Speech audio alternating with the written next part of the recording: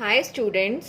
अभी तक हम कवर कर चुके हैं स्पीड डिस्टेंस एंड टाइम में जो हमारी ट्रेन्स की प्रॉब्लम थी, जो मैं आपको ऑलरेडी बता चुकी हूँ कि ट्रेन्स, कार्स, कुछ भी मूविंग ऑब्जेक्ट के नाम से आ सकते हैं।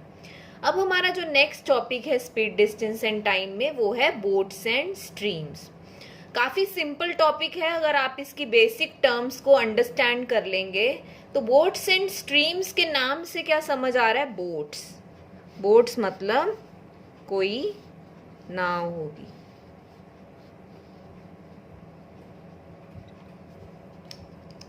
स्ट्रीम का मतलब क्या है? वाटर का फ्लो, पानी का बहाव। तो ये बोट जो है ये हमेशा पानी पे ही चलती है, तो इसलिए इस टॉपिक का नाम क्या है? Boats and streams. अब जब यहाँ पे इस टॉपिक पे क्वेश्चंस आते हैं तो उससे पहले आपको दो चीजें ध्यान में रखनी है कि अपने को ये पता है कि बोट क्या है? पानी पे चल रही है। अब पानी का बहाव कैसा हो सकता है? How can the water can flow? It can flow in two ways. पानी के बहने के तरीके दो हो सकते हैं। एक तो हो सकता है अपस्ट्रीम और एक हो सकता है डाउनस्ट्रीम। उससे पहले हम लोग ये समझ लेते हैं कि जब भी कोई बोट पानी में चल रही है या तो वो खड़ी रह सकती है कि वो स्टिल वाटर में खड़ी है, ठीक है, या फिर वो क्या है कि यहाँ पे चल रही है। तो पानी की भी कुछ स्पीड है क्योंकि पानी बह रहा है, तो उस पानी की स्पीड को हम ले लेते हैं v किलोमीटर पर आवर। तो ध्यान रखना है कि पानी की भी कुछ स्पीड होती है। अब बोट जब चल रही है तो उसकी भी कुछ स्पीड है u किलोमीटर पर आवर। तो जब भी आपको क्वेश्चन में ये बोला हो कि स्पीड ऑफ बोट, तो आप उसको याद रखना कि उसको हम हमेशा क्या डिनोट करेंगे? u kilometre per hour. और वाटर की स्पीड क्या है? Speed of stream, speed of current, ऐसी टर्म्स जब यूज की हो वो क्या है? v kilometre per our.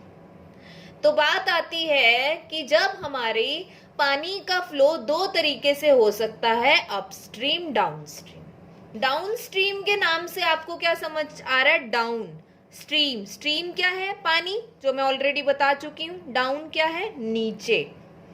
तो डाउन स्ट्रीम, पानी के साथ नीचे की तरफ बहना। डाउन स्ट्रीम मीन्स जब पानी नीचे जा रहा है तो बोट भी उसके साथ क्या है? नीचे जा रही है।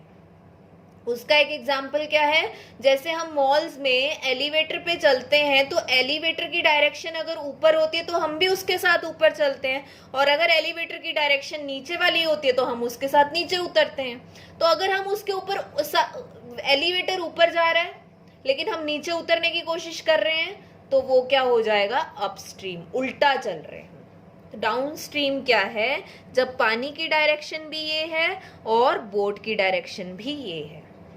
तो आप मेरे को ये सोच के बताइए, अपने मन में सोचिए कि डाउन स्ट्रीम में स्पीड ज्यादा होगी या अपस्ट्रीम में? जब पानी के बहाव के साथ कोई चीज बहती जा रही है तो उसमें क्या है? स्पीड प्लस हो जाएगी। तो डाउन स्ट्रीम में क्या है? u plus v kilometre per hour. Speed plus हो जाएगी, ज्यादा जल्दी पहुंच पाएंगे आप। और जब आप पानी की उल्टी डायरेक्शन में जा रहे हैं, उसको काटने की कोशिश कर रहे हैं, तो स्पीड क्या हो जाएगी? माइनस। ये चीज हमेशा याद में रखनी है। ये चीज बहुत ही बेसिक कंसेप्ट है कि जब पानी के बहाव के साथ कोई जो बोट है वो उसी के बहाव में चलती जा रही है तो वो ज्यादा जल्दी चलेगी, लेकिन जब वो ऑपोजिट डायरेक्शन में जाएगी तो जो नाव चला रहा है उसको ज्यादा जोर लगाना पड़ेगा और वो कम स्पीड से चल पाएगी। तो अब हमने देख लिया कि ये u माइनस वी है और ये u प्लस वी है, लेकिन ये है किसकी स्पीड? u माइनस वी किसकी स्पीड है? Speed of boat in upstream. मतलब जब कोई बोट अपस्ट्रीम में चल रही है कि पानी का बहाव इधर था लेकिन ये इधर चल रही है, तो वो किस स्पीड से चलेगी? ये एक्चुअल में किसकी स्पीड है? Speed of boat in upstream. तो u minus v kilometre per hour. और जब बोट पानी की डायरेक्शन में सेम में चल रही है तो वो क्या है, speed of boat in downstream. तो वो क्या है, u plus v kilometre per hour. अब यहाँ पे एक और टर्म आती है कि what is speed of boat in still water. आप क्या सोच सकते हैं कि उसके लिए हम यहाँ पे कौन सी टर्म यूज कर रहे हैं, speed of boat in still water u kilometre per hour, और स्पीड ऑफ स्ट्रीम, पानी की स्पीड को किस टर्म से ले रहे हैं, v किलोमीटर पर आवर। तो ये क्या है u और ये क्या है v। तो क्या हम उसको इसकी फॉर्म में रिप्रेजेंट कर सकते हैं, क्या हम u माइनस वी और u प्लस वी से u निकाल सकते हैं, यस। अगर मैं बोलूं कि इसको मैंने नाम दिया a और इसको मैंने नाम दिया b, आप इसको कुछ भी नाम दे सकते हैं, इसको d और इसको u भी दे सकते हैं। तो हमारा अगर इन दोनों को मैं ऐड कर दूं और डिवाइड बाय 2 कर दूं, क्या वो u आ जाएगा, u minus v plus u plus v by 2, 2u by 2, u आ गया।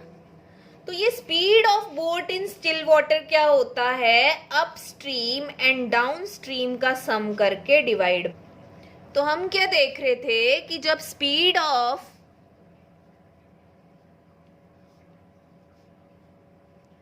बोट इन स्टिल वाटर निकालना हो डाउन स्ट्रीम और अप स्ट्रीम से, तो क्या करना है, a प्लस बी बाय 2। आप इसको d और u से भी डिनोट कर सकते हैं, d मतलब डाउन स्ट्रीम और u मतलब अप स्ट्रीम।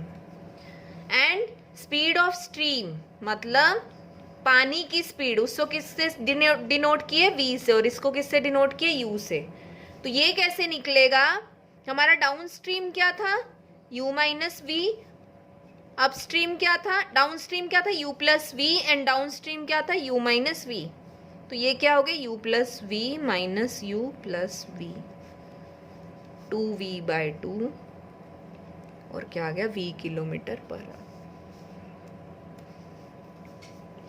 तो इसमें 4 चीजों का हमें ध्यान रखना है, स्पीड ऑफ बोट